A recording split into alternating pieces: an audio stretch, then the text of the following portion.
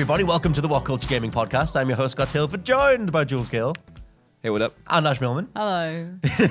Slightly weary because we're all ill in the office. Pretty much 80% of the office is off ill, including me, but I'm here right now. I was off yesterday. What I meant was my voice is ill. That's what I was getting to. You died and your ghost is yeah, this isn't really me. This is someone who likes everything and doesn't criticize Eleanor. But anyway, this past week, I know, this past week there was the 25th anniversary for PlayStation, and the general sort of conversation around that was what is the best PlayStation game of the last 25 years, obviously comprising all four main home consoles. Why are you shaking your head? I'm shaking my head because everyone just seems to have a lot of different answers other than Final Fantasy VI.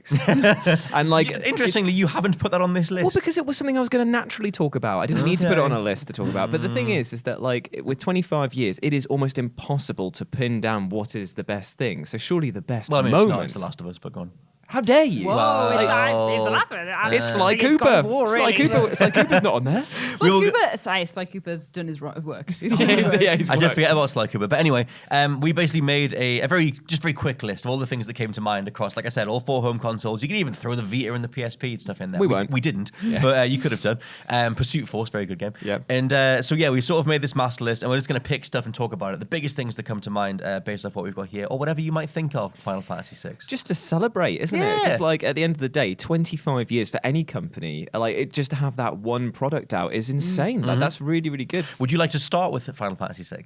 You know what? We might as well start with the best. Like Final Fantasy VI as a story is possibly one of the most well-written and character-driven narratives in gaming that I've played in a long time. A lot of people are so blown away by 7, understandably. Yeah, because that was a game changer when it came to how it presented the cinematic scope.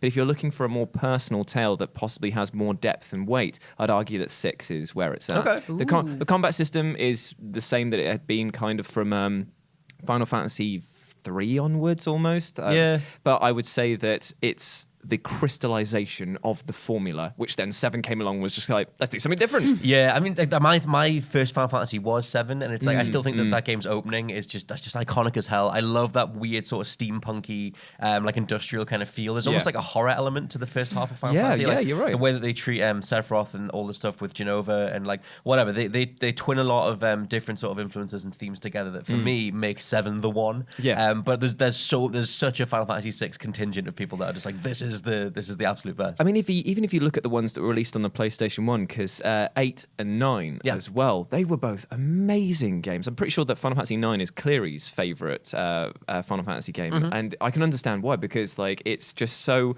like theatrical, over the top. The graphics were so like stylized. On a given day, whichever one I'm playing or talking about, that is, I mean, 7's the one I always go to if I'm really stupidly honest, but I think that 9 is amazing as well. 9 has a way better story. But then I feel like 8 gets really sort of like underappreciated because like it is the emo mopey one, but at the same time we were all emo and mopey around the time it came out. Maybe not you. I mean, you were like, were you even born at that point? No, my favorite Final Fantasy. My favorite Final Fantasy is Spirits Within. Oh, you did. I genuinely felt like a pane of glass break in my head at that point. I was like, I can't. It's true though. I was never big on the Final Fantasy games. That's absolutely fine. Respectable, great titles and everything like that. But my first Final Fantasy was Spirits Within. You suck. Ash, go play Final Fantasy 7. And with the remakes come around and them go on them. So. Okay. Final Fantasy Tactics as well. Go give a shout out to that, because I mean, any game that mixes a kind of XCOM formula with Final Fantasy stuff like that, that's utterly brilliant. It was a lush combo, and we've got a bunch to get through. But the early Final Fantasy games, that sort of golden era between, like you said, like 6. I would go as far as to say including 10. Would you say it's a golden saucer? I might say it's a golden saucer, yes. Interesting. But I think, I would go. Spirits Within. It's not Spirits Within. It's not even got a Moogle in it. But it's not a thing. The other, another one down. A lot of stuff came from PS1, I think, because we had a lot of the nostalgic pull, and obviously the PS1's lineup was insane. Tekken 3, obviously one of the best fighting games of all time, one of the most influential games of all time. Put that away and don't ever do that again. Okay, for people who are listening, I just had my tongue out. I had nothing else on display because they can't see that, obviously. Christmas cheer. But Tekken 3 for me was the one that finally had like a certain level of speed to it and pace to it that the other ones didn't. And it's weird, if you go back to Tekken 1 and 2, you kind of don't realize how sluggish they are in comparison to how much things were ramped up on 3. If you look at them in terms of gravity, is a great way of doing it, because Tekken 1 was very sluggish, understandably so, because there was a lot going on at the time. Tekken 2 was incredibly floaty. Like when you jump, my God, you're like flying like way like that. And then Tekken 3 finally found itself grounded. It found out how people felt with real weight. So, like when you play as King, that's the character that I main. So like every time he was doing King's this, the best one. he's the best. Oh, King is not the best It's the one. best one. How dare you? It is Hwoarang or Jin Kazama. I'm not having King is the best one. Right, okay. So what he grapples a lot. Hwoarang is literally Big man, cat man, like he's literally spammer. His kick, kick. No, that's Eddie Gordo. If you're going to talk about spamming, it's Eddie Gordo. Hwoarang does the is Jeet Kune Do or whatever. Yeah. Hwoarang's got a great moveset. He's the evolution of Bear. That's a weird way of saying King. He's an arse. No, King is fine. Either way, it felt like tons of weight was put in, and like every hit, I love the way that they stylized every character. So each of them had like a color palette and a like explosion like thing. Like it just made them feel like really rounded out characters. It was just great fun. It was a huge deal for back in the day as well because it was like even though it's obvious now, but like really well moving 3D polygonal models in a fighting game. Like you look at Virtua Fighter's attempt, and obviously like I mean that was released I think it was 1 year before Tekken 3, and it was just it was so blocky. The faces were just flat, and it didn't really land very well, other than in the arcades. And then Tekken 3 was like, this is how we do 3D fighting games, and it was brilliant. Plus, we have to say thank you for the fact that it gave us Gon. Yeah, Gon and the Dr. Voskonovich. Oh, he was so little useless. Old farting man to roll around and in. we got Tekken Bowl.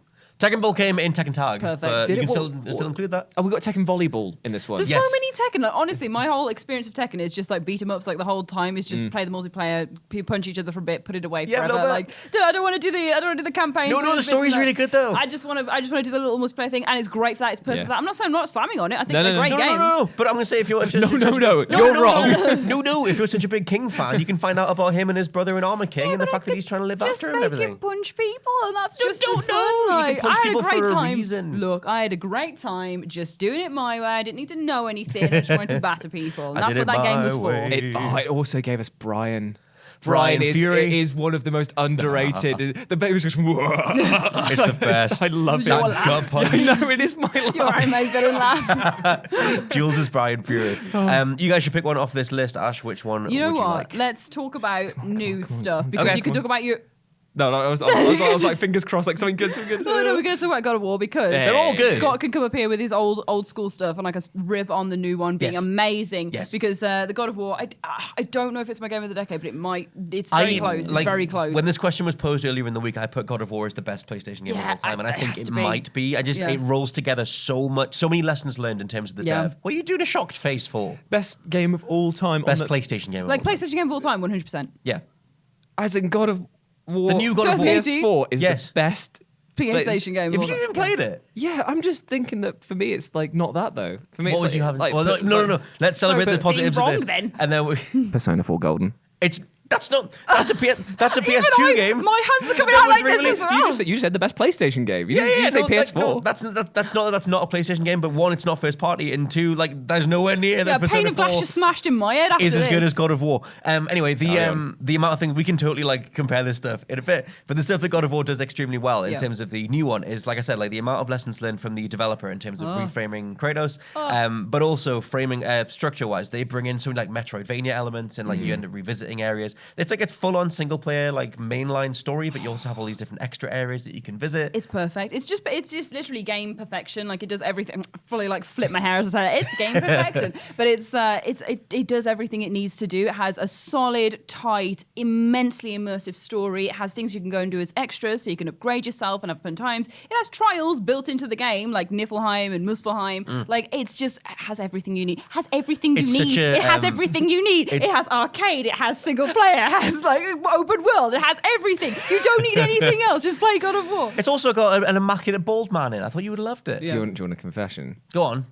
I've not played it. I know. Whoa, so you lied then. Yeah, I know. So you lied then. I never said that. I never said that I have played it. You just did. That was the thing you just said. I said it's the best. Is it the best game? No. I never said I played it, and you said yes. Wow. Oh, did you? Yeah. Oh, apologies. Close though. In terms of so sorry.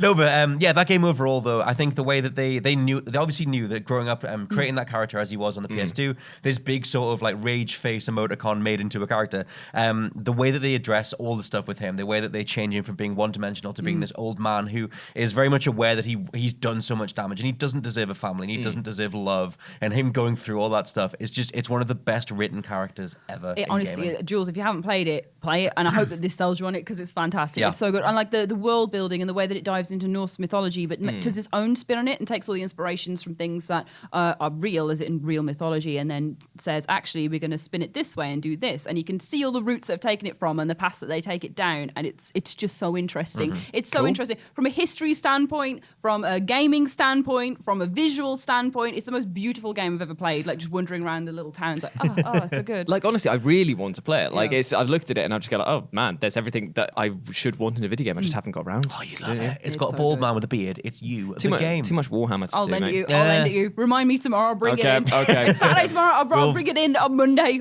Slap it down on your copies desk. at you until you play it. We might as well talk about Persona though, because you mentioned Persona 4, which might be like a third party, but that still was exclusive to the PlayStation. Persona 5 is another massive step up in terms of how stylish games can be, the presentation of them. But Persona 4, you're a massive fan. Honestly, like I hadn't had any chance to play any of the Persona games until a friend lent me a PS Go. What is it called? Like it's the TV thing. Yeah, and it came preloaded. It came. Have you heard of that? What is it's PS weird. Go? It like no, PSP Go is one of the handhelds, but the thing that you had was I think it's called the PlayStation TV, which mimics the PlayStation Vita, so you can play portable games on a TV. On the TV, yeah, and it was brilliant. So Switch, and it came PlayStation Switch without the Switch, but yeah, it came preloaded with that game. So I started playing it. I was like, wow, this is really good. And as you just like go on and on and on through the story, I was just like, the emotional levels that this hits, I was just like, wow, this is really, really like. It's got everything that I want from a kitschy game, because it's like studying in school, better get your grades up, but also like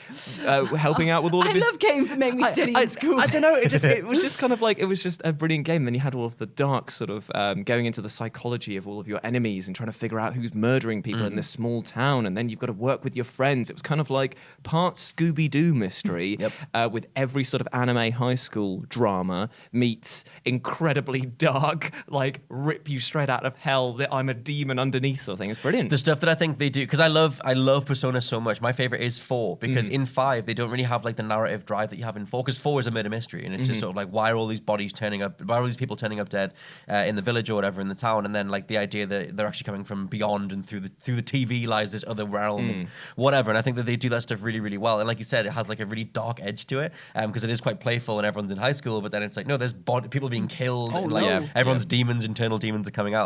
The Persona series, I feel like it does finally get its props these days, but for a while it was always overshadowed by like Final Fantasy and everything. Which we could talk about Final Fantasy. No, we talked about Final Fantasy before. I was going to talk about the newer ones, but they're not worth talking about too much. Let's talk about no more on Final Fantasy. Let's talk about The Last of Us, because we touched on that before. Yes, everyone's the comfort blanket that we can all hide underneath. The Last of Us, I think that for as much as Uncharted was like this initial sort of step up in terms of cinematography and acting performances and stuff, The Last of Us is that next level. I don't think any game has come close to that in terms of like, impactful opening sections and memorable characters and the way that they take you through, and like the whole meta narrative thing about trying to protect Ellie, but it's also about like Ellie's independence and breaking free of Joel, and at the end of it you don't know whether she believes him or not or whatever. What did you guys think of The Last of Us overall? It's a perfect example of a game that that BioShock kind of represents as well, of an incredible narrative that actually uses some quite stock gameplay, but it does them so well. It feels like a transcending like piece of like piece of art. I don't know if it's stock gameplay though. It is. Everything felt like new and exciting. Even as a remaster, I was like, "Wow, this is really nice." I mean, if you boil it down, it's just chest high walls shooting guys in quite like the level design. If you break it down, they feel like lived in. But you walk up to a set of cars and you go, "I'm going to have an encounter here," because it's like that's just it telegraphs its action sequences. Okay, that's but connecting this is such an amazing story that when you get there, you almost don't see the lines that are there, and that's what makes it so good. Yeah, I mean, when I've had to get like super critical about The Last of Us, it's I think the high points of the story, the characters, the script, the world building. It isn't necessarily the gameplay, although I do love the gameplay too. But the reason that game gets held up is because it tends to be one of those games that made everybody feel something, like whether it was just sadness or pure elation or just like the smaller character moments or whatever. For me, that's the thing that holds it up. Like I love those characters, but when they showed the Last of Us 2 trailer, I was just crying just seeing them again. It's like, Yeah. I adore these pals. people. I know, it's like even just seeing old Joel, it's just like to be able to bury a character that deep in the public consciousness is like such a massive deal, and nowhere near enough games do that. And so like we're actively anticipating just the next step in a story, which is a massive deal. It was really clever because they had, like you say, one of the greatest opening sequences, but they also left it on such a sort of like morally grey area as well, that it just kind of felt like if you take every single section from that game, you have something to talk about, and that's the so giraffes. good. Like, the giraffe. honestly, like, everything in it is good. I love the game. It's fantastic. surprising how much I remember of that game. Like, I'm just kind of thinking about how I'm walking through one of the levels when you meet his mate who like booby traps the whole little town that you're in. Like, I'm there. I can remember the segments that go there, and I haven't played this game in nearly about a year and a half. Yeah. And it's just kind of like, oh wow, that's deeply rooted. There's so many like memorable one-liners. The way that they treat Ellie, like one of my favorite lines, which I can't say the swear word on YouTube, is still the one when you meet David for the first time and he locks Ellie up, and she won't tell him what her name is, and then eventually she like breaks his finger, and she's like, "Oh, go tell your friends like my name's Ellie. I'm the girl that broke your effing finger." And it's just like the best encapsulation of her attitude, considering everything else that she's been through. So good. It's so good. Jules, pick one from the list. I've already picked it. Good. It's TimeSplitters. Good. This is just the entire franchise because TimeSplitters 1, 2, and Future Perfect were so enjoyable. And it's a real shame that we haven't got anything even close. Why is it not on to Switch? Why is it not on HD remaster on Switch? It'd be perfect for Switch. There to be must fair. be some reason why. It must be license holders. It's licensed stuff. If you follow the rumor mill, the dude that worked for Free Radical has managed to. I forget who he's now working for. We did a video on it. If you search the channel for just TimeSplitters in general, we did do a thing on the fact that he's eventually reclaimed the license rights, and something will be coming in the future. But for the longest time, it was a back and forth between Free Radical and who they were bought out by and whatever the hell. So yeah, it was a mess for years. But I think it will eventually come back. This is another series where you can identify the sort of like USP for each of the games, even though they are all under the same umbrella. Like the first game was so multiplayer heavy that it just blew the world away because it was like, hey, do you like all of the multiplayer modes from like Perfect Dark and GoldenEye? Well, here's all of them and more put into one, and you can include like bots and stuff like that. There's no story. Second one comes along, there's also a story and now a level creator. Third one comes along, hey, look, it's incredibly silly and it's like over the top, and it's got a single player campaign creator. And you're like, and it's online. Oh, my brain. The thing in 2 that blew me away, which still does if you go back and watch the cutscenes for it, the animation in that, like, so it's like smooth. Yeah, the like way they do TimeSplitters 2, Team Fortress 2, and then Overwatch are like the 3 games that are sort of like Pixar level, like or trying to approximate Pixar level animation. And I absolutely love the look of those games, especially in 2. Like that dam level in 2, like What, Siberia? When it starts off and the monster goes, oh, like that, and the guy's faces, they go, oh, but their faces are so like, they're cartoonishly super contorted, expressive, but they are so super expressive. Yeah, Future Perfect was always my favourite one. I love that. And the deer haunter bit where he pops out the wall. That's actually quite creepy, isn't it? Yeah, honestly, that scarred me for life. But no, I think it kind of represents that whole multiplayer era of the PlayStation. It was the funnest time to play when you are doing beat 'em ups, when you are doing like couch co-op, when you are doing all that sort of thing. And they did that perfectly. And I'd be scared of it coming back because like it's done so well there. Yeah. I wouldn't want it to mar my memories of enjoying TimeSplitters throughout the ages. You know what I mean? Plus, we can just quickly mention as well that TimeSplitters did start as an exclusive franchise and then went across to GameCube and I think on Xbox too. But it's just worth talking about things that started on PlayStation. But yeah, the original with PlayStation. The original one was still like absolutely fantastic. Like it was so good. It was lovely. Something else I was going to mention just was like that sort of earlier 90s era of mascots, because we've sort of bunched these together, but we can just talk about like, you know, Crash, Spyro, and Lara Croft and Tomb Raider. Just in general, I think that like I kind of missed that era somewhat, but I think just because the industry's grown, we don't need like flagship mascots anymore, but they sometimes fall back on them for sizzle reels and stuff. But who was your favorite back in the day? Spyro.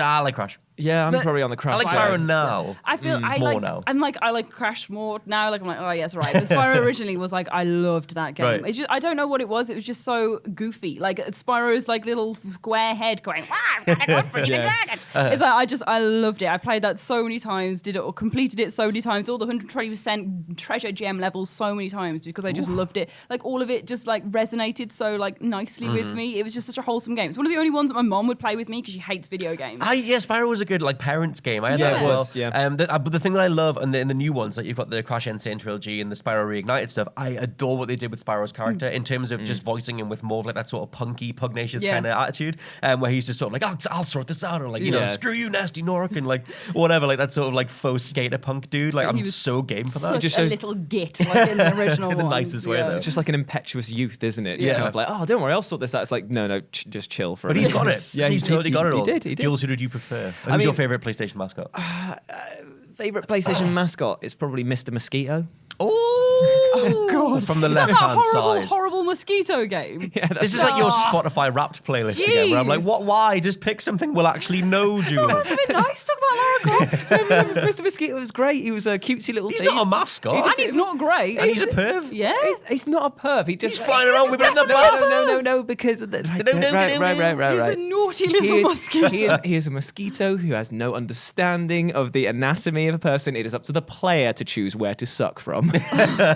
Which you were going mainlining the boobies. No, I wasn't. Believe it or not. Booby sucker. I have a story to tell about Mr. Mosquito. Please actually. do. But I'm stuck in the booby. No, I wasn't. But I was playing that level, and my bloody mum walked in. So she was like, "What are you playing?" And I'm just there like flying as far away from it. Just like, it's just a flight game. It's just you play as a little fly. And she's there like, go back. And I was like, she's like, "Do you think this is appropriate?" And I was there like, no, I don't. 8-year-old you like, yeah, I think so. I genuinely Watch Mom, I can suck the booby. No, but at the time, I didn't even notice. So I was just kind of like, no, yes. Yeah. What was it about Mr. Mosquito's? Because I've cute design. Yeah. He's like had a neat little design. Because back then every developer was trying to make the next big like memorable character, whether it was Gex or something like I don't know, Bubsy or whatever. What? Gex was great. Why are you so disparaging of Gex? Right. No, because as I said before in this recent list, there's two versions of Gex that people aren't aware of. Go on. Our American audience are only familiar with this guy who was like Damien Gould or something like that, did the voice of the... I think that was his real name. Damien Gould. He did the voiceover for the American version, and Leslie Phillips did the UK version. Now, Leslie Phillips is very much kind of like, oh, yes, hello, sort of like silly, like suave James Bond-esque style thing. He's great. Yeah. He fits that character really well. But imagine on the other side, you've got, hey, what up, guys? It's me, Gex the Gecko. It's so annoying. It is Venn diagram, unbelievably annoying. The middle ground of the Matrix level where you put the shades on and you can run around and stuff. Actually, am I thinking of Conker? No, there was but there was also a Gex level where you get all styled up and everything. I just thought Gex was the coolest dude. Oh, I'm pretty game for him. He's a little gecko. Sly Cooper pretty good as well. Yeah, Sly Cooper. I do a little bit of exaggeration there, but I do love Sly Cooper. I tell you who we've not talked about is Uncharted. We should have mentioned that before. We can quickly touch on Nathan Drake because I think for my money, he was the last great console mascot because we haven't had anyone new. Right. Right. Pick your nose. Go on. I'm not. Is this picking my nose? I'm itching it aggressively. You stroke your beard in contempt. Can you have a mascot if it's just a human? Yeah, why not? No, you Lara shouldn't. Croft? But she shouldn't be a mascot. She's a spokesperson. Why have they got to be animals? Yeah, why? I never said they had to be animals. Well, whatever. Why can't they be humans? I'm just saying, like, isn't it a bit boring? Like, you can escape into the realm of fantasy. Here's a person. No, I mean it's definitely more boring than Crash, like than a dragon, a marsupial, or whatever. But I still think you totally can have a mascot. I mean, the only one that we have on PS4 is Aloy, and I love Aloy, but like it's not. They're Master not as Chief iconic to some as, extent. I'm talking PlayStation. Oh, yeah, but totally, like, but that was the thing. Like the 2000s, it was like Master Chief, game, and Nintendo sort of just played their old, kept relying on their old stuff, and then PS3 or Sony were like, we have Nathan Drake, but the era of mascots sort of died out. So for me, Nathan Drake is the last big console mascot. It's weird because I was reading this article about like why humans are weird choices for mascots, and people were saying like Borderlands, because we've got a mask over here. They were like, but the Borderlands thing, it's the bandit. Like they are very, very identifiable, but they are also human. It's like but it's the replacement of the face. It's because it doesn't have a humanistic. So you'd like Nathan Drake if he just wore a little mask every now and then. I like. To be fair, if make Nathan... his Rope the mascot then. Ropey. What was that Tao the Tiger thing? Because that's the nearest thing. Oh my god! Yeah. I have not thought about Tao the Tiger. I was just thinking if Nathan Drake was a little fairy lad with Crash style, I'd probably be more into him. I love Nathan Sly Drake. Cooper is Nathan Drake for the PlayStation is who he is. All I'm saying, and you prefer him to Nathan Drake? Yeah, and he's got a big cane. Jules makes a fine point. All I'm saying is take Nathan Drake, turn him into a werewolf, and Uncharted Unleashed. Here we go. Fair enough. We can also touch on Until Dawn, which I think is one of the most original. And it's weird because mouth just open and enjoy.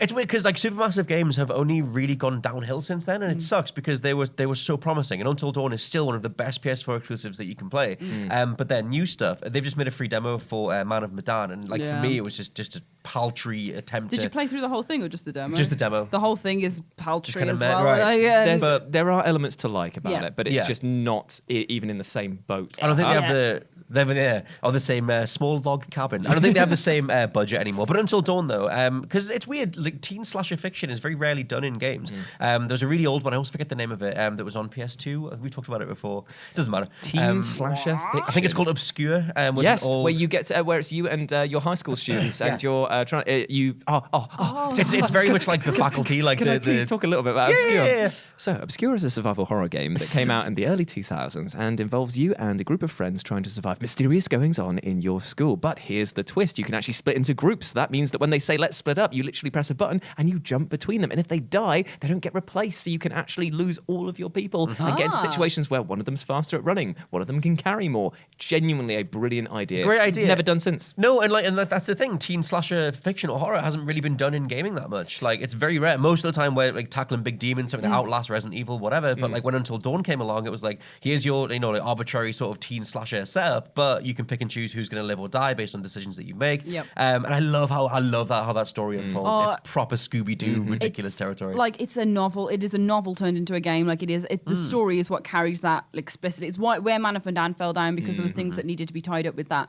But Until Dawn's story, that it ties in supernatural, slasher, like every sort of horror trope and cliche, and says, hey, we know what you like. Let's play with that, and let's give you jump scares. Let's give you unexpected things. Let's give you twists. Let's give you mystery. Let's give you intrigue. Like it does do everything. And then so keeping your characters alive is where tension lies, and then not knowing what's going on is where tension lies, and then having to pick people who die is where tension lies. Just all of it's fantastic. All of it is an exercise in The graphics on it were fantastic as well. The cast's great. Really, really well I played it done. again recently, and I was expecting like the same level of like mouth, like face moving as like we've got now, and I was like, ooh, that's not as good as I remember. But at the time, it was fantastic.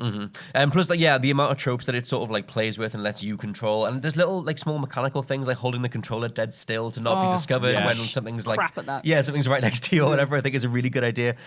Which only like it kind of points out how much like Supermassive have kind of dropped the ball since. Like they did weird first-person shooters in VR, and then Man of Medan was kind of naff. Hidden Agenda was kind of naff, but Until Dawn should totally be held up as one of the best. I've got a few other things down here that I think you mentioned, Jules, in terms of like Silent Hill and Tenchu, which are totally worth highlighting as well. Even though they would go on to become multi-platform, they definitely became famous thanks to PlayStation. Now, am I being wrong in thinking that Silent Hill 2 is also a PlayStation exclusive? Not anymore, but it was. Okay, right. For the longest time it was, because that was the one, that was my jam. Two's for the great. longest, That's longest the time. Silent Hill game. Like, it perfected everything that the first game introduced. But even if we were just to limit ourselves to the first game, you still had an incredible atmosphere. And that's what that game just totally pushed to the limits. It used its hardware limitations in the best possible way. And you left that experience just going like, I genuinely didn't feel like I was in control or empowered at any point in my time. Even with like a fully stocked inventory, you're just like, this is all going to go the moment I see like another monster. I think it's just, there's always those two strands of horror, like even in Hollywood and cinema and stuff too, where it's like Western horror, where it's like, what's the big creature? How are we going to shoot it? What are we going to do? And then like more Eastern stuff where it's all like psychological and cerebral and more of like certain images that are more shocking and like stark or whatever. And I love what Silent Hill brought to the table. Like it's such a great contrast to Resident Evil. For me, it is Silent Hill 2 that's like the big one. Which I still think is like, I mean, even that has like the narrative side, like the big plot twist at the end. Like, the story the creature design's the best thing of all the Silent Hill games, I think. Like the way that it takes things and goes, this is how we're going to represent something, rather than going, oh, what's scary? They go, what's scary inside, and how can we turn that outside? I think that's the best part of doing it. It's such a fantastic game for that alone. It tackled some like really horrible stuff. Like I know that a lot of games say like The Suffering or whatever. They also Jules Gill. They also try and do that sort of manifestation of horrible things. But in Silent Hill 2 and 1, there was some stories, some backstories that were genuinely like really uncomfortable. Like there's that boss Abstract Daddy, which is like when you read into the story of that it's a bed with a person being like violated on the top of it. Like it's awful. Like, and you look at it immediately, your brain just goes like, "That's a weird design." But when you know about it, you're like, "I want that thing as far away from me as possible." That's disgusting. Which is that should be key in a lot of horror stuff, because most of the time, the thing that broke me on something like Amnesia, Machine for Pigs, was that I eventually just waited around, saw the creature, and went, "Oh, okay, that looks a bit naff." But if they can maintain that stuff up close, that's some of the most effective things to do in a game. I think you have to change it up so much with horror, and like Silent Hill does that with bosses and that sort of thing, which you get a different thing every time. Whereas like something like Amnesia, where you're being chased by one or two different monsters, like the gatherers. Like, you know what they look like when they come along. So you're like, you kind of get used to it, which is the worst thing in horror. You don't want to get comfortable in a horror scenario. It's kind of what we're talking about in the Resident Evil podcast thing that we did when we talked about Mr. X. Immediately scary, but after time, you sort of like get used to him. Almost like, oh, all right, mate. Yeah. One of the last things I was going to talk about, which I forgot until now, was all of Hideo Kojima's stuff. We have all the Metal Gears to talk about, and Death Stranding as well. So I guess just to touch on that stuff. Yes, we do. We might as well. Your favorite video game series. I know. Well, I love Metal Gear more than Death Stranding, but the stuff that Metal Gear brought to the table was just that injection of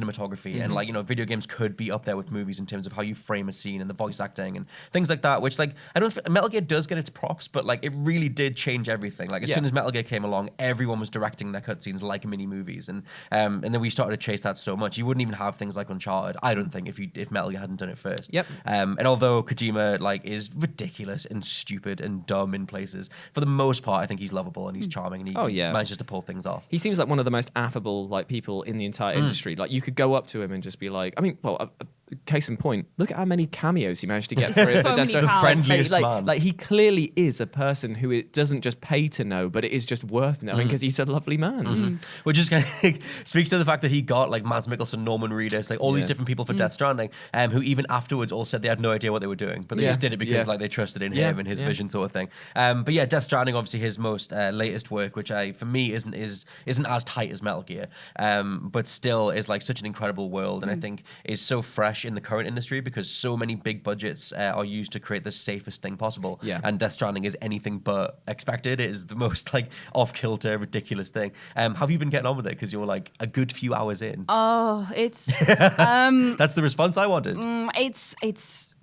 I respect it. I respect Hideo Kojima. I think it's a great game. I think it's a great experiment. I'd much rather see 1,000 Death Strandings than a million of the same thing coming out and again. I think it's a fantastic experiment. It's not for me. Walking Quest Simulator is not for me. I enjoy. I really bikes. No, it's good and it is innovative, and the story is what makes me want to play it. But the gameplay I find so grinding on my preferences because I'm such a very specific game player. I know what I like, and I thought I'd try it just to see if I would gel with it, and I haven't found anything pulling me back to it, so I haven't gone back to it. If you know, it's more than fair. I mean, the amount of things that it throws at the wall that, for me, it was all the gameplay stuff that stuck, and then the script was kind of weird. We did a whole separate podcast on this, but yeah, I mean, in terms of, we might as well end on what we think is the best PlayStation game of the last 25 years. We haven't spoken about Horizon Zero Dawn at all. We've not at all. Let's talk about. Well, we can talk about Horizon for a little bit. Thank you. We talked about Aloy before. Horizon is the thing that I love about Horizon is just robo dinosaurs and the fact that they deliver on that so well. They literally just spell out everything to do with the mystery of why they were created, what was behind them, it's all the my motivations. Big Christmas playthrough. I'm still trying to do every single thing on the map at the moment, so I haven't quite finished the main story, but I just love it. You so should get much. through the story. It's so good. It's my big jumbo playthrough for the past couple of months. I've just been dipping in and out with Aloy, being hey girl, how you doing? I honestly because I went down to a Forbidden Planet the other day, and I was looking through the art book that they had there, and I was just the way that they've managed to take all of these natural designs of animals and living creatures and apply all this technology to them doesn't look like they've just gone, it's this in a suit of armor that made it feel like it's a natural progression or evolution almost of the state. I was like, that is so clever. Yeah. Honestly, how the machines then evolve themselves as well, and get even more. It's how they move in the game is incredible as well. I know that a lot of people just take it for granted almost, that, oh look, there's a herd of whatever's down there. But it's if you watch them, the way that their shoulders lope and they carry their weight in different ways, I'm like, man, that is a lot. Yeah, the first time you see the big dinosaur, the big robot T-Rex, it's terrifying. It is genuinely whoa. And the stuff that they do in regards to the evolution of culture and religion and why people fall back on religion as a means of control or a means of purpose or whatever. The way that they delve into that stuff, that it was all wiped out, but where did they get it from? If it's if humanity had to restart and all that kind of stuff. And one of the biggest philosophical questions that it poses at the end, which I won't spoil here, is my favorite question that any game's ever posed ever, and I just absolutely love it. But Horizon Zero Dawn, as much as the gameplay was kind of it was quite safe in terms of open world action adventure stuff, the things that elevate that are totally the characters, the story, the world, and everything else. But yeah, we've gone over half an hour, so we've got to end it now. Oh no! But we can pick one game for the last 25 years. Mine is going to be God of War. I'm going to hold that up as Agreed. the best PlayStation game. Best PlayStation game, yes. Of all time, of all games, I have other choices that fit in, which we've spoke about on Chatty, I think. Mass Effect 2. Mass Effect 2. Witcher 3 as well. Skyrim. But for PlayStation, God of War. Yes. Good Sir Jules? Oh, it's way too difficult. So I'm just going to go with my gut and just think about a moment in time where I had the most fun and was genuinely the most afraid. And I would have to say that it's probably going to be Resident Evil, the director's cut. Shout! I thought you were going to go with like SmackDown 2. No, I just because I really identify like a lot of developmental stuff going on in my childhood with that game. Like it's a stellar game as well. So yeah, I would say that's Shout. We'll hand it over to you guys down in the comments below if you're watching on the video version, or come find us on social media if you're listening along on the audio platforms. For now, though, this has been the WhatCulture Gaming Podcast, and I've been your host, Scott Tailford, joined by Jules Gill. Thank you very much for having me. And Ash Millman. Thank you for having me, Scott. Anytime. I will catch you next time. Bye. Thank you, everyone. God bless Merry us. Christmas.